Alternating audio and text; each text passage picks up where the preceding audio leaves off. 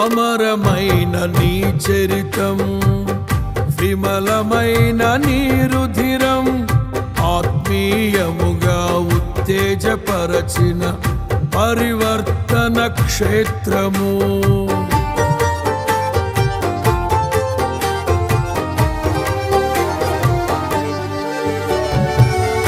అమరమైన నీ చరితం, విమలమైన నీ రుధిరం, ఆత్మీయముగా ఉత్తేజపరచిన పరివర్తన క్షేత్రము.